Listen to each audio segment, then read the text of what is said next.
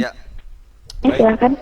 Selamat sore teman-teman dan Ibu Kartini Makmur. Tadi ada banyak sekali mengenai kebijakan BI yang dibacakan oleh Ibu, peraturan-peraturan mengenai dampak ekonomi. Cuman saya mau bilang, selamat datang di krisis moneter jilid 2. Hampir saja kita akan mengalami dan itu akan segera terjadi. Akan bisa terjadi krisis moneter jilid 2.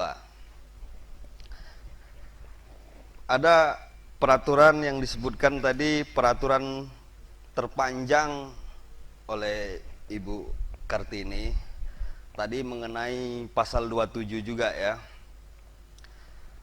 Saya mau mengkoreksi juga yang pasal 27 tadi tidak bisa dipidana secara perdata,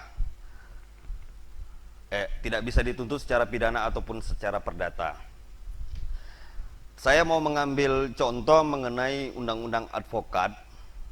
Itu kalau tidak salah, mohon saya dikoreksi, di pasal 15 atau 17 bahwa advokat tidak bisa dituntut secara pidana ataupun secara perdata.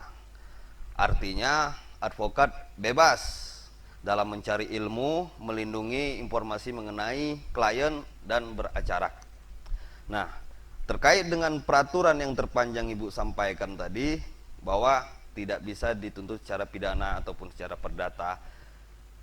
Saya tadi ada yang mengatakan bahwa Erik Setiawan kalau nggak salah bahwa berdasarkan itikat baik. Saya sependapat dengan beliau menyatakan bahwa kalaulah tidak berdasarkan itikat baik bisa dituntut secara pidana ataupun secara perdata. Artinya ketika ia menjalankan tugas, petugas-petugas penanganan virus ini ataupun petugas anggaran, artinya jika ada penyelewengan dana yang terbukti secara hukum itu bisa dituntut. Pasal ini akan diabaikan menurut saya begitu Bu. Nah, kemudian pemerintah kita juga dalam pembatasan sosial berskala besar itu birokrasinya terlalu ribet. Ada banyak hambatan yang saya perhatikan.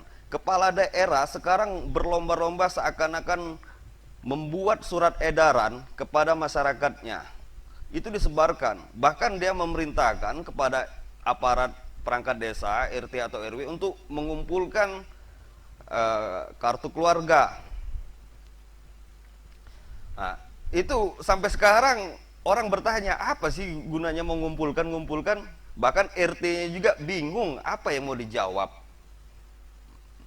Terlalu kemudian juga kepala daerah harus minta izin lagi kepada menteri untuk melakukan pembatasan sosial berskala besar. Tadi edisi kemarin saya baca itu di Batam Post bahwa Kepulauan Riau didesak akan segera melakukan pembatasan sosial berskala besar. Loh, selama ini kemana aja? Ya kan? Korbannya itu udah sekitar 20-an lebih, hampir 30 kalau saya tidak salah korbannya. Nah, jadi menunggu orang mati. Sekarang di Jakarta udah dilakukan penutupan sosial berskala besar. Daerah lain iri dong. Saya merasa iri kalau seperti ini caranya. Ya kan? Virus itu tidak terlihat. Emang saya tidak bisa tersentuh oleh virus itu? Bisa saja terjadi. Kemudian mau saya sampaikan juga pada teman-teman di sini. Itu peraturan nomor 11 tahun 2020 itu, mohon maaf dengan segala hormat kepada pemerintah, kepada jajaran pemerintah. Saya rasa peraturan nomor 11 tahun 2020 ini tidak perlu dibuat. Karena itu terlalu singkat dan orang sudah tahu. Ini kesatu, menetapkan coronavirus desersi 2019 COVID-19 sebagai jenis penyakit yang menimbulkan kedaruratan kesehatan. Itu masyarakat sudah tahu. Tidak perlu dikeluarkan. Bahkan ini hanya menghabiskan tinta dan kertas saja. Dengan segala hormat kepada Bapak Presiden beserta kabinet, saya bukannya tidak suka dengan cara seperti ini, tetapi saya sangat mengapresiasi petugas-petugas di lapangan dan mengapresiasi semua apa yang telah dilakukan. Kemudian mengenai kartu prakerja juga, kartu prakerja juga yang tadi malam dikeluarkan, itu katanya ada iuran juga, dan itu 3 bulan yang akan disampaikan, diberikan kepada eh sorry kepada orang yang belum bekerja akan mendapatkan gaji selama 3 bulan. Kemudian ada iuran pertama, saya juga belum membaca secara utuh. Mungkin ada teman-teman yang bisa menyampaikan secara utuh mengenai kartu prakerja. Terima kasih. Wassalamualaikum warahmatullahi wabarakatuh. Kemudian menyambung komentar dari sahabat Muhammad Yaakob Alamsyah dan terkait dengan hak imunitas, kemudian dibandingkan dengan hak imunitas advokat, menurut saya ini kurang tepat. Karena apa? Karena advokat itu di dalam pasal 16 Undang-Undang Advokat adalah hak imunitas terkait dengan pembelaan klien, gitu ya, baik di dalam maupun di luar sidang. Kemudian sementara ini di dalam Perpu yang menjadi imunitas dari para pejabat adalah tindakan-tindakan yang diambil terkait dengan sistem keuangan negara di dalam penanganan apa yang tadi sudah disebut, misalnya mungkin saja kita mengalami krisis moneter seperti tahun 1998 yang lalu. Bahkan pakar-pakar ekonomi juga sudah menyebutkan mungkin kita akan mengalami krisis ini yang cukup lebih berat dibanding tahun 1998 lalu. Jadi artinya ini tidak apple to apple untuk dibandingkan. Kenapa? Karena sudah jelas di dalam delik pidana korupsi yang dimaksud dengan kerugian negara, tindakan dari para pejabat yang menimbulkan kerugian negara itu bisa dianggap sebagai korupsi. Sementara di sini disebutkan di dalam Perpu ini bahwa tindakan-tindakan atau kebijakan-kebijakan yang diambil itu bukan merupakan kerugian negara. Padahal kerugian negaranya kan harus dihitung dulu oleh BPK gitu kan, harus ditentukan dulu apakah ini kerugian negara atau bukan gitu. Jadi ini harus ditelaah lebih lanjut gitu. Jadi bukan dari awal sebelum dilakukan suatu tindakan oleh pejabat pemerintah, kemudian juga sebelum adanya kebijakan yang diambil, yang dilaksanakan, sudah disebutkan bahwa ini bukan menjadi kerugian negara gitu. Jadi kita juga belum bisa menentukan apakah tindakan itu merugikan negara atau tidak gitu. Jadi harus ditelaah lebih dulu.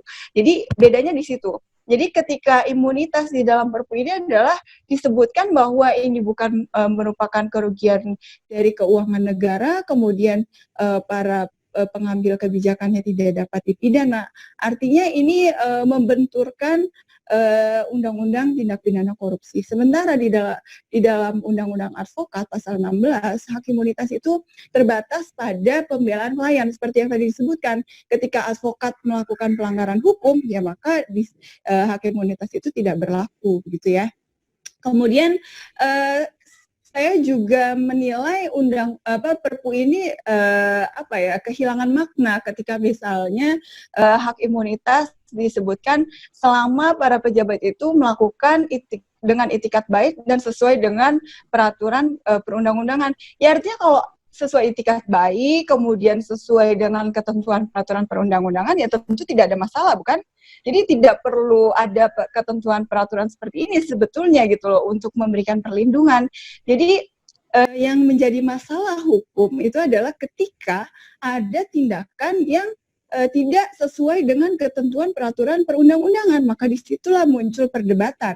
Apakah ini menimbulkan kerugian negara atau tidak? Kemudian apakah ini dilakukan dengan itikat baik atau tidak? Gitu. Jadi disinilah menurut saya problematika dari hak imunitas yang diberikan oleh Perpu tersebut.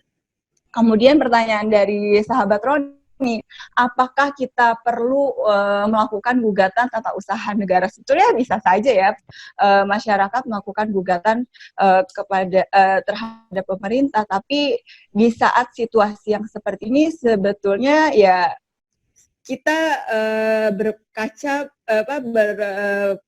pedoman pada sosial-legal menurut saya ya. Jadi artinya hukum progresif itu kan ketika misalnya apa yang kita lakukan betul-betul membawa manfaat atau tidak. Kalau hanya sekedar gugat-menggugat, kemudian ini juga perpu kita gugat ke Mahkamah Konstitusi, ya memang itu suatu langkah hukum yang patut untuk diambil gitu. Tapi bisa saja juga kita melakukan hal-hal yang di luar pengadilan. Selain misalnya kalau gugatan judicial review ke Mahkamah Konstitusi, sebetulnya itu cukup perlu. Mengapa? Karena ketika perpu ini sudah ditetapkan berlaku, kemudian ketentuannya seperti undang-undang mengikat, maka kita harus tunduk pada ketentuan perpu. Sementara banyak ketentuan di dalam perpu ini yang perlu kita kritisi gitu. Kemudian terkait dengan gugatan kita, apa yang bisa kita dapat misalnya setelah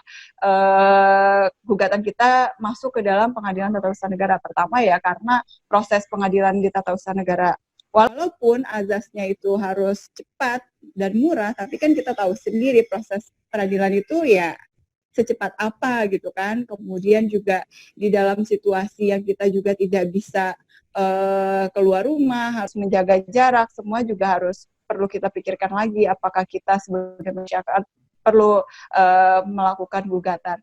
Mungkin bisa kita memanfaatkan saluran-saluran yang lain misalnya. Tapi ya kita juga tidak tahu apakah saluran yang kita tempuh itu betul-betul efektif, misalnya melalui media massa atau melalui hal lain, karena bagaimanapun saluran melalui jalur hijau ya itu merupakan salah satu alternatif gitu kan.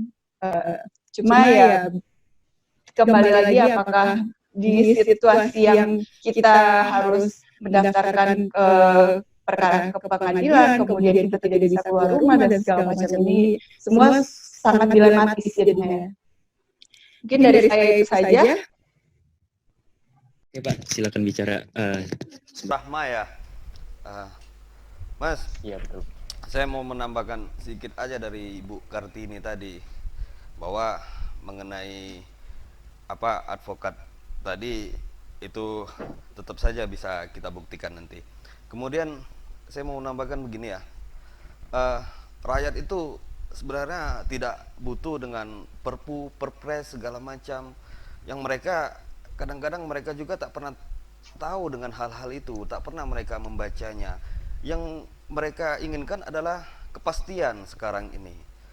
Janji-janji manis dari pemerintah sekarang ini mengenai cicilan, mengenai angsuran, mengenai listrik segala macam, itu yang dinanti-nantikan sekarang implementasinya. Tapi apa sampai sekarang belum ada. Bahkan ada teman saya itu listriknya 450 watt, dicek tagihannya masih ada, sama seperti bulan-bulan biasanya 50.000, 55.000, memang segitu. Tapi tetap aja belum ada. Dan juga mengenai cicilan di bank, itu kita harus mengajukan lagi ke bank, mengisi formulir lagi, terlalu banyak birokrasi. Jadi kita tidak perlulah masyarakat dengan terlalu banyak perpu segala. Memang negara kita negara hukum, harus ada aturan yang mengikatnya. Ya, tapi laksanakan, jangan menunda-nunda. Itu yang saya maksud. Kasihan masyarakat banyak bertanya dan bingung mereka mau bertanya kepada siapa gitu. Saya juga kadang-kadang menjawab dengan sebatas kemampuan saya, apa saja yang bisa saya sampaikan. Apa yang dikatakan pemerintah baik, itu kan saya bilang baik. Kalau tidak, ya tetap saja tidak baik. Terima kasih.